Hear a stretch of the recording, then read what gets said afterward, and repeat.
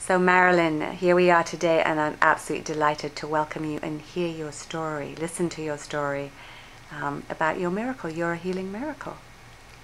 Well, I guess sometimes it feels that way, since I was part of a study at UCLA where there were 11 women who received the latest cancer treatment, which was an antibody instead of chemotherapy.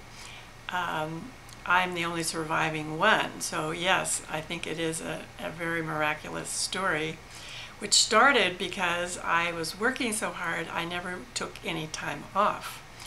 I used to go to yoga class twice a week while I was writing a book, but the yoga studio closed, and so I couldn't find a new one, and I just kept right on writing, turning more and more into a pretzel every day until I had a frozen shoulder from not moving.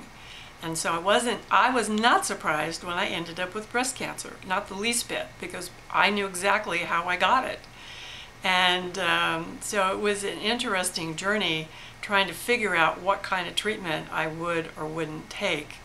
And I had to do a lot of prayer work and a lot of meditation to get some inner guidance. And fortunately, choosing not to do chemotherapy was probably the best thing for me, because I have a really sensitive endocrine system. And I do believe some people can withstand chemo, and I never thought I would do well with it. So I kept saying no, until it went to stage 4. I had stage 4 breast cancer, and I had surgery, which I was not at all afraid or worried to do. I thought that was the right thing to do. And then, of course, following surgery, I had lots of little cancer bumps arise along the surgical line. And so then that was very serious, and I was then a candidate for this clinical trial at UCLA for Herceptin, which is only a treatment for 1/3 of all breast cancer patients. It responds to the HER2 gene, which is overexpressed. It overexpresses because they think of stress. That's all they know about it, is that it's about stress. And so Herceptin intercepts that overexpression, and after one treatment of Herceptin, all the little bumps disappeared. And I said to the oncologist, "Is that possible?" And he said, "Yes." And I said, "Do you think it's because I never had chemotherapy?" And he said, "Yes." So that is my story now. From the diagnosis of stage 2 to stage 4 to surgery to getting Herceptin treatment to being in remission was a 4-year journey. So it didn't happen easily and effortlessly, and all those decisions didn't happen one after the other. There was a lot of angst in between and trying to figure out what to do, and a lot of totally redoing my diet, my exercise, my emotional state, many different kinds of things I added to my own treatment. You had a healing team, didn't you? I did. Yeah. I had a whole healing team, and I had a fabulous physiologist who evaluated all of the products I used, the makeup, all the chemicals in my home, cleaning products that were used, what I slept on, what kind of clothes I wore. It was very extensive. I had a total life makeover. Wow.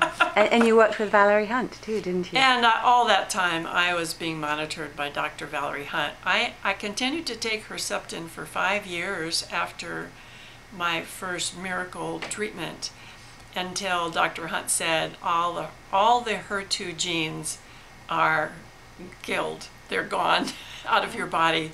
She did that. She determined that through muscle testing.